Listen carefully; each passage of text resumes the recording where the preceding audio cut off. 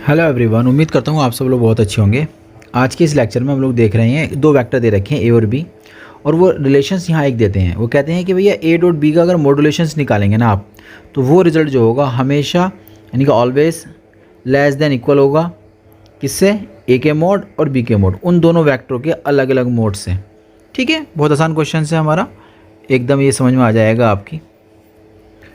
ठीक है, चलिए स्टार्ट करते हैं अपने इस क्वेश्चन को। हम लोग यहाँ मान लेते हैं, थोड़ा सा काम मानने वाला कर लेते हैं। माना वेक्टर ए व वेक्टर बी के बीच का कोण थीटा हो तो, जैसे हम लोग करते थे ना, अपने यादों का थोड़ा सा आपको इस तरीके से हम लोग सॉल्व करते थे ना, कि एक वेक्टर जा रहा है इधर, एक वेक्टर चला गया, दूसरा वेक्टर चला गया इधर, बीच में कोई ना कोई एंगल तो बनेगा ही बनेगा, इस तरीके से ना। तो ऐसे ही केस यहाँ पर हम लोगों ने डिस्कस कर लिया है।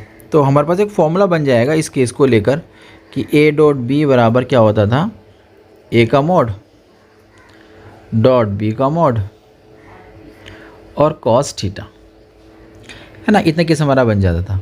लेकिन अब सवाल ये है कि जो हमें सॉल्व करने के लिए दिया गया ना, एक्चुअली में वो इधर भी क्या है, मॉड्यूलेशन है। तो कोई दिक्कत नहीं है, हम लोग मोड लगा देंगे, यहाँ से इसमें मोड लगा दिया, यहाँ से लेकर हमने यहाँ तक मोड लगा दिया। ओके, कोई दिक्कत। अब देखिए ये वाला मॉड्यूलेशन तो हमारा ऐसे ही रहेगा, इस पर डबल आ जाएगा, डबल का कोई मतलब नहीं है, सिंगल ही काफ़ी है। इस पर भी डबल लग जाएगा, कोई प्रॉब्लम्स नहीं है, सिंगल ही काफ़ी है। कॉस थीटा पर लग जाएगा, क्योंकि कॉस थीटा के आंसर नेगेटिव में भी आ सकते हैं ना। अब हम समझने की कोशिश करिए, दरअसल होता क्या है, कॉस थीटा का जो वैल्यू है वो होती है 1 और -1 के बीच में। आपको याद होगी टेबल में उसका मान 90 तक, मतलब 0 पर कितना होता है 1। कॉस का जो ग्राफ अगर हम लोग देखते हैं तो इस तरीके से जाता है ना, इस तरीके से ग्राफ ऊपर से नीचे इस तरीके से जाता है। तो टॉप पर जाता है 1 और सबसे नीचे जो जाता है वो -1 हो जाता है। तो 0 बीच में आ जाता है, 1 से लेकर -1, बस इतना ही ग्राफ ये काम करता है। यानी कि कॉस का मान सिर्फ 1 और -1 के बीच में ही रहता है। लेकिन जैसे ही मॉड्यूलेशन लग गया ना यहाँ पर, तो आप बता सकते हैं कि कॉस का मोड में जो रिज़ल्ट आना चाहिए वो लेस देन इक्वल टू 1 आना चाहिए।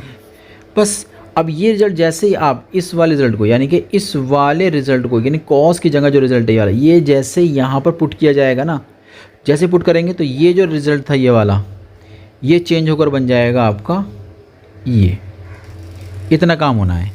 कहने का मतलब ये है कि जैसे ही आप कॉस के रिज़ल्ट को अप्लाई करोगे, कितना 1 अप्लाई करोगे, यानी कि ये रिज़ल्ट अप्लाई करोगे, तो जो इक्वालिटी है, ये जो इक्वल हुआ है ना, ये इक्वल नहीं रहेगा, फिर ये इनइक्वालिटी बन जाएगा।